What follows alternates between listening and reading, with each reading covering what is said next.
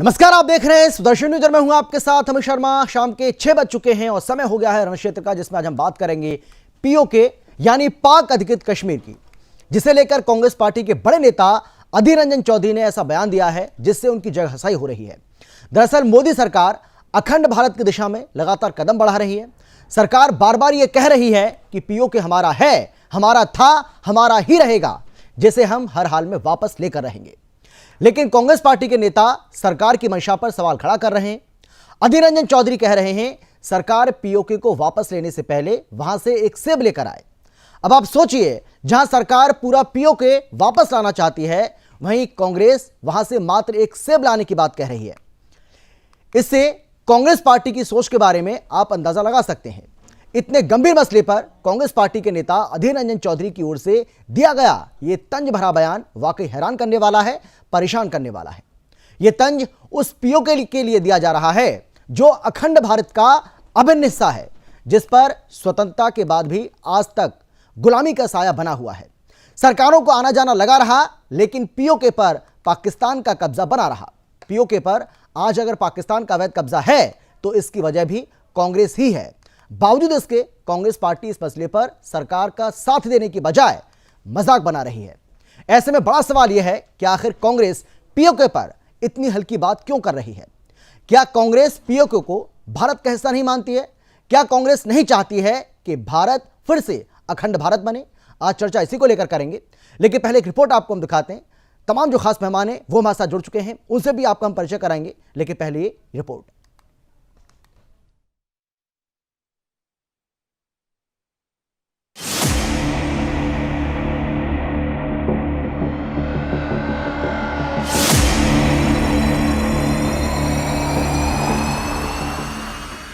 मोदी सरकार बार बार ये कह रही है कि पीओके हमारा है, हमारा था और हमारा ही रहेगा।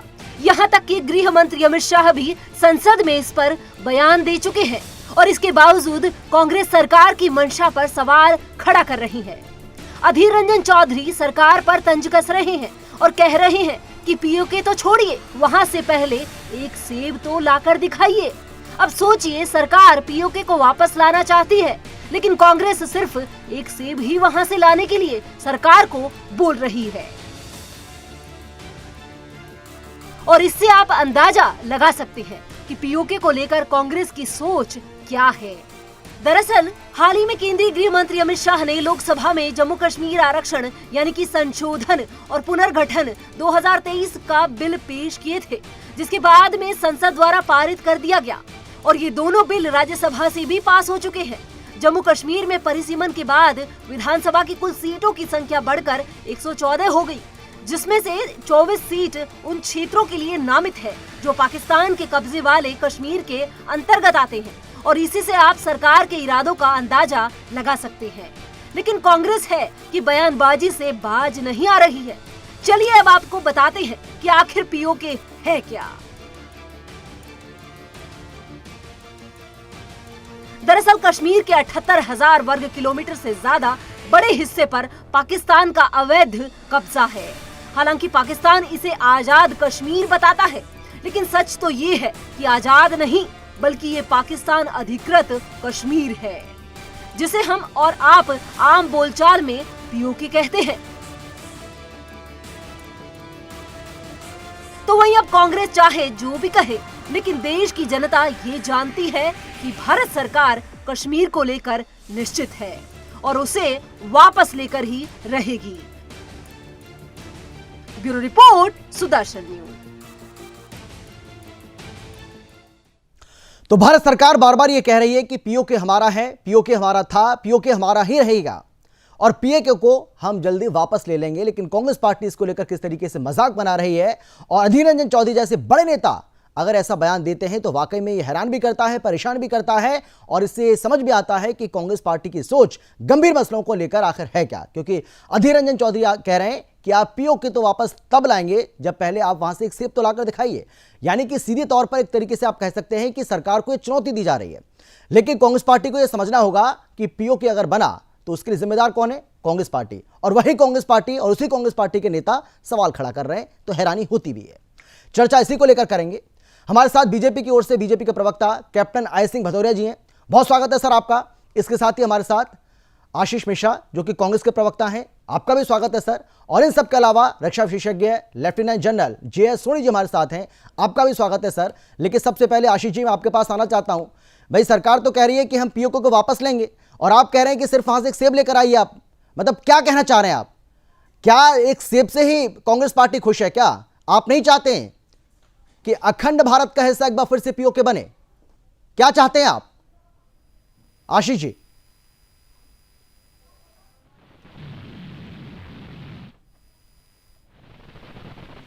आशीष जी आवाज आ रही है मेरी? आपको सुन पा रहे हैं क्या आप? मेरी आवाज आपको आ रही है? हाँ हाँ बोलिए, आपने सवाल सुना मेरा? मैंने आपका सवाल सुना। हाँ बोलिए आप। सरकार तक ये संदेश जाना चाहिए कि 9.5 वर्षों के बाद आज सरकार को याद आई है कि पीयूके हमारा हिस्सा है। हम तो सदैव आजादी के पहले से कहते आए हैं, आजादी के बाद भी कहते आए हैं कि भारत का अभिन्न अंग है पीयूके। और यदि आप सेब की बात, रंजन चौधरी जी ने जो बयान दिया है उस पे, तो ये सरकार को सोचना चाहिए कि कभी कभी कुछ चीजों को कहने के लिए कटाक्ष की आवश्यकता हो। कटाक्ष रूप में बातें कही गई हैं कि 9.5 वर्षों में आपने कुछ नहीं किया। क्या आपको पूर्ण बहुमत की वर्षों के बाद अगर पूर्ण बहुमत की सरकार दी गई थी तो क्या घास छिलने के लिए दी गई थी? और आज आप कह रहे हो 9.5 वर्षों के बाद, क्योंकि आप जानते हो शीतकालीन अधिवेशन का आखिरी दौर चल रहा है। कुछ भी करेंगे, कोई बिल पारित नहीं हो सकता, जो हो हंगामा चल रहा है। उसके बावजूद सिर्फ एक चुनावी जुमलेबाजी करने के लिए एक और तरह का षड्यंत्र भारतीय जनता पार्टी रच रही है, इसके अलावा और कुछ नहीं। अच्छा ये बताइए कि हम मानते हैं कि नहीं पीओके बना क्यों? पीओके बनाने के लिए जिम्मेदार कौन है? कौन सी पार्टी है वो? यदि आप ऐसा कहेंगे तो मैं आपको बताना चाहूंगा कि पाकिस्तान इतने वर्षों से लगातार हमारे ऊपर आक्रमण करते आ रहा है, हमारे सैनिकों को मारते आ रहा है। तो आखिर क्या वजह है कि हम एक साथ में अटैक नहीं कर रहे? कहीं ना कहीं कुछ फॉरेन की पॉलिसी। इस देश का सैनिक बलिदान देता है, इस देश का सैनिक बलिदान देता है, सैनिक कभी मारा नहीं जाता। पहले तो आप अपनी भाषा को सुधारिए, आपकी भाषा पर मुझे आपत्ति है। अगर देश को आप ये कहेंगे देश के सैनिक को कि वो मारा गया, तो मुझे इस पर आपत्ति है। देश का सैनिक कभी मारा नहीं जाता। देश का जो सैनिक होता है वो बलिदानी होता है, वो बलिदान देता है देश के ऊपर, अपनी जान को न्यौछावर करता है। तो मारे जाने वाला जो शब्द है इस पर मुझे आपत्ति है। ऐसा शब्द आप कृपया आगे प्रयोग ना करें इस डिबेट में। आपका कहने का अर्थ क्या है जी? अमित शर्मा जी, आपका कहने का अर्थ क्या है? पुलवामा अटैक में भारतीय जनता पार्टी ने साजिश के तहत अपने सैनिकों को शहीद करवाया? आप नहीं, आप बच्चों से पूछिए, ये आप कह रहे हैं, मासूम बच्चों से पूछिए, ये आप कह रहे हैं किसने क्या किया, उसके बदले में क्या हुआ, ये भी आप अच्छे से जानते हैं, ये भी आप बखूबी जानते हैं। मैं आपसे ये जानना चाहता हूं आशीष जी, मेरा सवाल आपसे ये है कि पीओके को लेकर कांग्रेस पार्टी का स्टैंड क्या है? जिस पीओके को आपने गवा दिया, अगर ये सरकार उसको वापस लाना चाहती है तो आप सरकार का साथ देने के बजाय आप सरकार का मजाक क्यों बना रहे हैं? और आपको नहीं लगता है कि इतने बड़े नेता को इतने गंभीर मसले पर इस तरीके से हल्की और छोटी बात नहीं करनी चाहिए थी? आप उनका बचाव कर रहे हैं। आप कह रहे हैं कि कुछ बातों को मजाक के लहजे में भी बोल दिया जाता है। आपको लगता है कि मजाक का विषय है, ये इतना गंभीर मसला है, आप कह रहे हैं मजाक में बोल दिया होगा? चलिए, आपकी आवाज नहीं आ रही है, आपकी आवाज ठीक से नहीं आ रही है, इसको ठीक करेंगे, उसके बाद मैं आपके पास लौटूंगा। आय सिंह भदौरिया जी मैं आपके पास आना चाहता हूं। और जो कांग्रेस पार्टी के नेता जो कह रहे हैं कि भाई आप पीओके तो वापस तब लाएंगे जब वहां से पहले आप एक सेब लेकर आइए, कैसे देख रहे हैं आप? कैसे देख रही है आपकी पार्टी इस पूरे बयान को, इस पूरे मसले को, और कांग्रेस पार्टी के इस मसले को लेकर रवैये को? देखिए अमित जी, कांग्रेस पार्टी आज से नहीं, जब से भारत आजाद हुआ है तब से देश को तोड़ने की इन्होंने कोई साजिश नहीं छोड़ी है जो इन्होंने देश के प्रति न रची हो। जब देश आजाद हुआ तो आप देखिए हमारे नेहरू जी ने कितनी कितनी गलतियां की। आज ये नेहरू जी की गलती का ही कारण है जो हमारा भारत का एक अभिन्न अंग जिसको हम पीओके कह रहे हैं आज जो पाकिस्तान के अंदर है। जब उस टाइम लड़ाई हुई थी, पाकिस्तान ने भारत पर अटैक किया था, भारत की सेनाएं लड़ते लड़ते लाहौर तक पहुंच चुकी थी जी। और लाहौर तक पहुंचने के बाद हम उस जमीन को लाहौर तक कब्जा करने वाले थे, मगर जो है ना किसने सीज फायर की घोषणा किसने करवाई? नेहरू जी ने। सीज फायर कौन करवाता है? जो सेना पिटती है, जो मार रही है वो नहीं करती। मगर नेहरू जी को लगा कि भारत की सेना तो पाकिस्तान को कब्जा कर रही है, तो ये तो कहीं गलत होने लगा, तो ये तुरंत जो है इन्होंने सीज फायर करवा दिया। और फिर यही पर नहीं रुके, आप देखिए यूनाइटेड नेशन में चले गए, वहां जाके इन्होंने वहां पर उठवा दिया। अरे हमें क्या जरूरत थी, ये तो पाकिस्तान जो कार्य करता वो किसने किया, नेहरू जी ने किया। तो ये आज पीओके है, ये कांग्रेस के नेहरू जी की गलतियों की वजह से आज हमसे है। मगर भारतीय जनता पार्टी ने शुरू से ही कहा है, हमारा 10 साल का कार्यकाल है, हम 10 साल के कार्यकाल में बार बार कहा है पीओके हमारा अभिन्न अंग है और जिसके लिए हम कुछ भी कर सकते हैं और उसको लिए बिगर हम शांति से बैठ भी नहीं सकते। इन शब्दों को माननीय हमारे गृह मंत्री अमित शाह जी ने भी दोहराया है कि हम पीओके के लिए जान भी दे सकते हैं। और एक तरफ कांग्रेस पार्टी है जो इसका मजाक बना रही है, तो इनके खून में, इनके डीएनए में ये है कि ये सिर्फ पाकिस्तान के साथ खड़े नजर आते हैं। हमने सर्जिकल स्ट्राइक किया हो तब भी इन्होंने हमारे सैनिकों की जो है ना सबूत नहीं, लेकिन क्या नहीं ऐसी भदौरिया जी, मैं आपसे जानना चाहता हूँ, क्या 2024 से पहले सरकार की कोई तैयारी है क्या ऐसी? तो इनकी सोच में बन चुका है कि भारत को किसी तरह से जो है टोल किया जाए, प्रधानमंत्री को टोल किया जाए, संविधान को ठेंगा दिखाया जाए, मगर पाकिस्तान के विपक्ष पक्ष में ये हरदम बोलते रहे। तो ये कांग्रेस की आज सोच बन चुकी है। मगर हमने जो कहा है, हमारी सरकार ने कहा है कि हम पीओके को जब तक ले नहीं लेते तब तक शांति नहीं बैठेंगे। जिस तरह से हमने जम्मू कश्मीर को आजाद कराया है धारा 370-35A हटा के, इसी तरह से भारतीय जनता पार्टी इस बात के लिए बिल्कुल कटिबद्ध है कि हम पीओके भी लेके दिखाएंगे। कांग्रेस जैसी ढुलमुल राजनीति हमारी नहीं है। हम देश के प्रति समर्पित हैं, हम राष्ट्र के प्रति समर्पित हैं। भारत का अगर एक सुई के बराबर भी जगह कोई अगर ले गया है ना, हम उसको वापस लेके आएंगे। हमारी नेहरू जी और कांग्रेस वाली सोच नहीं है। नेहरू जी ने एक बार कहा था, जब शायद इनको मालूम नहीं होगा, इन्हें याद नहीं होगा, तो भी ये याद करके नहीं आते हैं। जब चाइना ने हमारी हजारों किलोमीटर जमीन कब्जा कर ली थी, तो नेहरू जी के ही कैबिनेट के एक मंत्री थे, उन्होंने सदन में कहा था कि चाइना हमारी जमीन कब्जा कर रहा है। तो नेहरू जी ने कहा था वो बंजर भूमि, हमें उससे क्या फर्क पड़ता है। तो इन्हीं के कैबिनेट मंत्री ने कहा था कि बंजर तो हमारा सर भी है, इसमें बाल नहीं है, तो क्या हम सर को कटवा दें। तो इन लोगों की सोच ये रही है कि किसी भी देश को तो खंड खंड किया जाए। जिस तरह से इन्होंने पाकिस्तान को हिंदुस्तान से अलग कर दिया, यही सोच इनकी और है कि भारत के और टुकड़े कराए जाए, क्योंकि इनकी सोच में मजहब, जात, धर्म, पंथ, मजहब इसकी राजनीति करने वाले लोग हैं।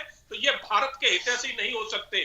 कांग्रेस आप देखिए ना, जब हमारे सैनिक जाके वहां बलिदान देते हैं, एक उनके प्रति एक आंसू नहीं बहाएंगे।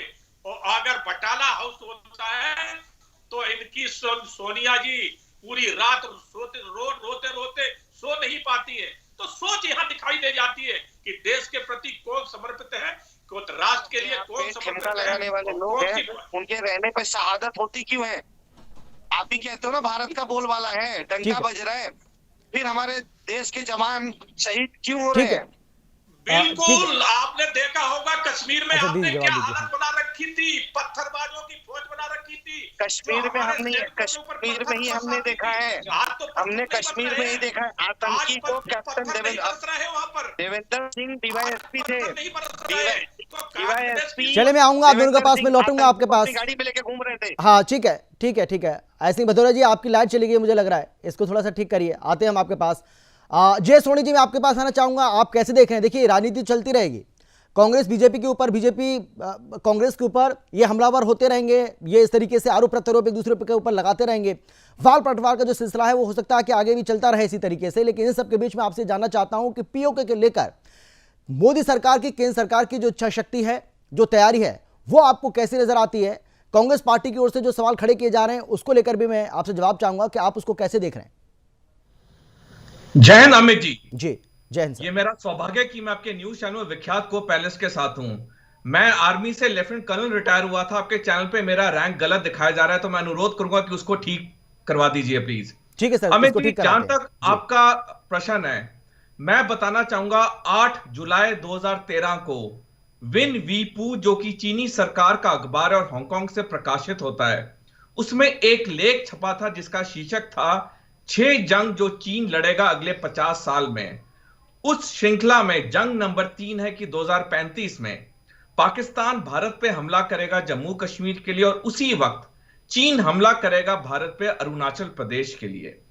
इसी साल 9 अगस्त को पूर्व सेना अध्यक्ष जो 1 साल पहले रिटायर हुए थे जनरल नरावने, उन्होंने द प्रिंट में एक लेख लिखा जिसमें उन्होंने लिखा अगर भारत पे 2 फ्रंट वॉर होगा तो वो भारत के लिए दिक्कत पैदा कर सकता है। हम अगर पाकिस्तान ऑक्युपाइड जम्मू कश्मीर को लेने की बात कर रहे हैं तो जब भी हम ये मुहिम छेड़ेंगे हमें याद रखना होगा कि हम सिर्फ पाकिस्तान से ही नहीं लड़ेंगे, क्योंकि पाकिस्तान और चीन 2013 से जब से शी जिनपिंग चीन के राष्ट्रपति बने हैं वो सैनिक तरीके से इकट्ठे आ चुके हैं। तो हम अगर पीओजे के लेने की बात करते हैं तो हमें 2 फ्रंट वॉर के लिए तैयार होना पड़ेगा। आज की तारीख में चीन हमसे 30 साल आगे है। 2014 में चीन की सेना पीएलए ने एक मिलिट्री डॉक्ट्रिन रिलीज की थी जिसमें उसने कहा था कि चीन दुनिया में किसी कोने में किसी देश के साथ सारी 6 डोमेन में लड़ने के लिए तैयार है, और 6 डोमेन हैं जमीन, समुंदर, आकाश, साइबर, इलेक्ट्रोमैग्नेटिक स्पेक्ट्रम और स्पेस वॉरफेयर। और इसका एक छोटा नमूना हमने 7 अक्टूबर को देखा जब हमास ने इजराइल पे हमला किया सुबह 6:30 बजे। 20 मिनट के लिए इजरायली डिफेंस फोर्सेस का पूरा इलेक्ट्रोमैग्नेटिक स्पेक्ट्रम को जैम कर दिया गया। 20 मिनट तक इजराइल की सेना को पता नहीं चला कि 1000 से ज्यादा हमास का आतंकवादी 15 मील तक उनके देश के अंदर आ चुका है और कत्लेआम कर रहा है। यानी कि एक छोटा ट्रेलर था, क्योंकि हमास को चीन का पूरा समर्थन है। हमास के आतंकवादी इतने पढ़े लिखे नहीं है, इसमें सीधा चीन ने समर्थन किया ऐसी बड़ी कार्रवाई करने के लिए।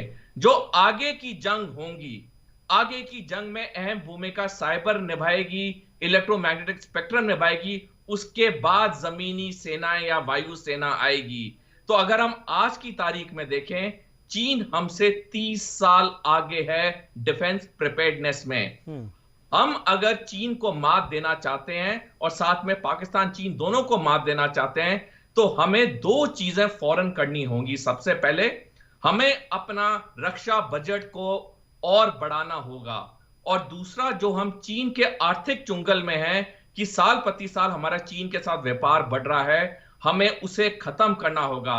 हमारे प्रधानमंत्री नरेंद्र मोदी जी ने आत्मनिर्भर भारत और मेक इन इंडिया का बहुत एक सफल नारा दिया है, और ये अब भारत के जो बिजनेसमैन हैं ये उनके ऊपर निर्भर है कि वो चीन से इंपोर्ट करना बंद करें। बेशक उन्हें मुनाफा कम हो लेकिन उन्हें भारत के अंदर बनाना चाहिए। जो भारत सरकार कर सकती थी उन्होंने किया है। अब वक्त आ चुका है कि भारत के नागरिकों को भारत सरकार की पूरी मदद करनी चाहिए, और आत्मनिर्भर भारत और मेक इन इंडिया की वजह से हमें चीन के आर्थिक चुंगल में से निकलना होगा। जी बिल्कुल बिल्कुल, और कई महत्वपूर्ण बातें आपने कही हैं सर, बिल्कुल सही बात है। लेकिन मैं ऐसी भदौरिया जी, मैं आपसे यही जानना चाहूँगा, जो जे सोनी जी कह रहे हैं कि भाई ये 2 फ्रंट वॉर होगा, यानी कि इतना आसान नहीं होगा, लेकिन आपने जो मुश्किल चीज़ें हैं उन्हीं को आसान किया है। हमने देखा है धारा 370, 35 ये को लेकर भी बहुत सारी बातें कही जाती थी। बार बार ये विपक्षी पार्टियों की ओर से ये कहा जाता था कि मंदिर वहीं बनाएंगे लेकिन तारीख नहीं बताएंगे, लेकिन ये सब संभव हो रहा है इस देश के अंदर। तो जो नामुमकिन सा लग रहा है उसको आपने मुमकिन करके दिखाया है। लेकिन फिर भी जे सोनी जो कह रहे हैं पीओके को लेकर खास तौर पर, क्या कहना चाहेंगे आप? निश्चित तौर पे अमित जी, भारतीय जनता पार्टी की सरकार जब से आई है, हमारे प्रधानमंत्री माननीय नरेंद्र मोदी जी जब तक बने हैं, हमने हर मोर्चे पे जो है ना अपना एक परचम लहराया है। जिस तरह से 2014 से पहले हमारे भारत में लाइफ जैकेट भी नहीं हमारे सैनिकों पे हुआ करती थी, आज हम लाइफ जैकेटें ने जो है ना एक्सपोर्ट कर रहे हैं। इसी तरह से आज हम ज्यादा से ज्यादा जितने भी आर्मी के इक्विपमेंट है हम उनको भारत में निर्माण करा रहे हैं। आज हम तेजस बना रहे हैं, आज हम बड़े बड़े पानी के जहाज बना रहे हैं, आज हम पनडुब्बियां बना रहे हैं, आज हम टैंक बना रहे हैं, आज हम फाइटर विमान अच्छे से अच्छे बना रहे हैं। और आने वाले 4-5 साल में हम हर वो चीज शुरू कर देंगे जो अमेरिका के पास नहीं होगी, और हम सबसे ज्यादा एक्सपोर्टर बनेंगे। आप देखना आप, और जैसे हमारे अभी जो कर्नल साहब ने कहा बहुत अच्छी बात है, उन्होंने कहा कि हमें 2 फ्रंट के लिए तैयार रहना चाहिए। मगर मैं एक बात आपको और बता देना चाहूंगा, हम 2 के लिए नहीं, हम 2.5 फ्रंट के लिए तैयार हैं, क्योंकि हमारी इस बात को पहले ही हमारे CDL बिपिन रावत कह चुके हैं। अगर भारत के साथ अगर वार होता है तो भारत को 2.5 फ्रंट के लिए तैयार रहना पड़ेगा। 2 फ्रंट वो है जो हमें सामने दिखाई दे रहे हैं, और आधा फ्रंट वो है जो हमारे अंदर बैठा हुआ है और जो खुल के विरोध कर रहा है। आज जैसे कांग्रेस विरोध पे खड़ी रहती है, हमारे सैनिकों की शहादत के लिए कहती है कि सैनिक मारे गए, तो ये भी आप मान के चलिए जो हमारे साथ वार लगेगा ये हमारे साथ नहीं होंगे। ये जो है ना विपक्ष में खड़े नजर आएंगे, जैसे आज खड़े हैं उस टाइम भी खड़े होंगे। तो कर्नल साहब से मैं यही कहना चाहूंगा कि कर्नल साहब, हम 2 नहीं, हम 2.5 फ्रंट के लिए बिल्कुल तैयार हैं, कहीं से कहीं कमजोर नहीं है किसी भी साइड से, चाहे वो आर्थिक स्थिति हो, चाहे आर्मी के इक्विपमेंट हो, या हमारी आर्मी का मनोबल हो। आज हमारी आर्मी का मनोबल इतना हाई है कि आप इस बात को खुद ही जानते हैं कि आप आर्मी ऑफिसर हैं। आपने देखा होगा, मैं भी आर्मी में जॉब करके आया हूं, मैं भी आर्मी में रहा हूं। हमारे टाइम अगर पाकिस्तान की तरफ से हमारे ऊपर एक गोली चल जाती थी तो हम जवाब नहीं दे पाते थे, मगर आज गलती से वो एक फायर करते हैं तो हमारा जवान तब तक उनके ऊपर फायर छोड़ता है कि जब तक वो निपट नहीं जाते। तो आज हमने अपनी सेना का वो मनोबल अब किया है कि आज उनको कहने की जरूरत नहीं है। आप इसका आपने उदाहरण देखा है कि गलवान सेक्टर में जिस तरह से चाइना को खड़े खड़े के हमारे सैनिकों ने मारा था, तो वो अब हमारे सैनिक वो सन 62 वाली बात नहीं रही है ना। उस टाइम सरकार की इतनी आत्म, सैनिक हमारे तब भी बलवान थे और आज भी है, सैनिक कभी कमजोर नहीं था। कमजोर थी तो हमारी सरकारें थी जो हमारे सैनिकों को कमजोर बना के रखती थी। तो आज सरकार भी मनोबल से भरपूर है, हर तरह से भरपूर है, और आज हमारे सैनिकों का भी मनोबल है। तो मैं कर्नल साहब को, पूरे देश को बताना चाहूंगा कि आप निश्चिंत रहिए, आज देश हमारा ऐसे सुरक्षित हाथों में है कि ऐसे चाइना पाकिस्तान और भी आ जाएंगे तो वो हमसे मुंह की खा के जाएंगे, उनकी औकात नहीं होगी जो हमारे सामने टकरा जाए। बिल्कुल। तो पीओके को लेकर अधीर रंजन चौधरी की ओर से जो बयान दिया गया है उसको लेकर हम चर्चा कर रहे हैं। आशीष जी, मैं आपके पास आना चाहूंगा और मैं आपसे जानना चाहूंगा कि जब भी कोई अच्छा काम होता है देश के अंदर, जो भी कोई शुभ काम होता है, बड़ा काम होता है, अच्छा काम होता है, तो कांग्रेस पार्टी उस पर अड़ंगा क्यों अड़ाती है? देखिए, मुझे अच्छे से याद है कि धारा 370 और 35 को जब हटाया गया था तो तमाम विपक्षी नेता जो हैं वो लगातार इस बात का विरोध भी कर रहे थे और ये भी बात कर रहे थे कि भाई ये आप कर ही नहीं सकते, ये आपके बस की बात की नहीं है, क्योंकि खून की नदियां बहेंगी। लेकिन आज देश में ये संभव हो पाया है, ये सब हुआ, और कांग्रेस पार्टी आज भी इसको बहाल करने की बात कहती है। कांग्रेस पार्टी ये कहती है कि हम जब भी सत्ता में हम आएंगे तो हम इसको बहाल करेंगे। तो सवाल ये है कि कांग्रेस पार्टी जो नहीं कर पाई, या कांग्रेस पार्टी अपनी ओछी राजनीति के चलते जो चीज़ बरकरार रखना चाहती थी, जो कि देश हित में नहीं था, अगर ये सरकार कोई अच्छा काम कर रही है तो भाई ये बहुत अच्छा काम है। भाई अखंड भारत होना चाहिए, हम सब ये चाहते हैं, पूरा देश ये चाहता है, और अखंड भारत के लिए सरकार कोई काम करना चाहती है तो कांग्रेस पार्टी उसका स्वागत नहीं कर रही है, बल्कि उसका विरोध कर रही है, उसका मजाक बना रही है। ये अच्छा नहीं है। मैं यही आपसे जानना चाह रहा हूं कि कोई भी अच्छा काम हो, कोई भी शुभ काम हो, उसमें कांग्रेस पार्टी अशुभ बातें क्यों ढूंढती है? आशीष जी।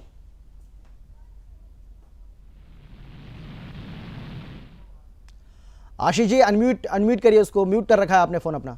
हाँ, अनम्यूट करिए, अनम्यूट। आवाज नहीं आ रही आपकी।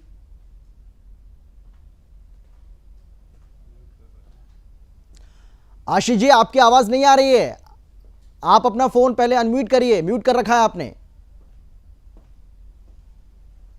अब बोलिए। अमित शर्मा जी, मैं आपसे आपके माध्यम से बताता हूँ, आपने अपनी बातों को कहा, मैंने एकाग्रता से सुना है आपकी बात को। अब मेरी बातों को आप भी एकाग्रता से सुनिएगा। हाँ, बोलिए। आप हर चीजें कहते हैं कि कोई भी चीज होता है तो कांग्रेस पार्टी उसका समर्थन क्यों नहीं करती, उसके खिलाफ क्यों खड़ी होती है। आप मुझे बताइए कि राम मंदिर के निर्माण के लिए सबसे पहले कपाट खोलने वाले का नाम क्या था? पूर्व प्रधानमंत्री स्वर्गीय राजीव गांधी जी। सही हूँ? दूसरी चीज, नहीं, क्या इस देश की जनता ने सिर्फ ताला खुलने का इंतजार कर रही थी क्या? जब संधि की नहीं, आप ये बताइए, क्या इस देश की जनता सिर्फ ताला खुलने से खुश हो जाएगी क्या? वो अपने आराध्य प्रभु श्री राम के लिए वो एक भव्य और दिव्य मंदिर का इंतजार कर रही थी, जो कि अब बन रहा है 500 वर्षों के लंबे संघर्ष के बाद। क्या कांग्रेस पार्टी ऐसा कर पाई? सिर्फ आप ताला खुलना जो है वो अपनी कामयाबी बता रहे हैं। भाई ताला खोलना कोई बहुत बड़ी कामयाबी नहीं है। लोगों की कुर्बानी दे देनी है। आपका कहना ऐसा है क्या? धारा 370 और 35 की बात है, जनमत संग्रह करवाने की बात पहले हुई थी, सरकारों ने प्रयास किया था, लेकिन क्या हुआ? अमित शाह और नरेंद्र मोदी जी की सरकार ने 20,000 25,000 जवानों को बुला के सबको घर में कैद करके जबरदस्ती अगर आप कोई काम करवाना चाहते हो, जिसका परिणाम है पिछले 2, 2.5, 3 साल होने को आ रहे हैं, चुनाव कराने की हिम्मत नहीं हो रही है। इतना तो इनका डर ऐसा है। मैं मुंबई से आता हूँ, वहां पर्यटन को बढ़ावा दिया जा रहा है, वहां जो काम पहले नहीं हो रहे थे सारे काम वहां पर हो रहे हैं, सिनेमा हॉल में पिक्चर्स लग रही हैं, टूरिस्ट वहां पर लगातार पहुंच रहे हैं, शांति ही शांति चारों ओर दिखाई पड़ रही है, पत्थरबाजी की एक भी घटना नहीं आई है 2023 में सामने। तो ये सब आपको बदलाव नहीं दिख रहा है क्या? चलिए ठीक है, मैं लौटूंगा आपके पास अगर समय बचेगा तो। समय मेरे पास बचा नहीं। हाँ जल्दी से आई सिंह भदौरिया जी, आखिरी कमेंट आपका, आखिरी कमेंट 15 सेकंड का, जल्दी से। आज सबसे ज्यादा कश्मीर में जो पर्यटन जा रहा है, आपके टाइम कौन रहता था वहाँ? पत्थरबाज होते थे। आपके टाइम वहाँ टेरिस आया करते थे, आज वहाँ इन्वेस्टर जा रहे हैं।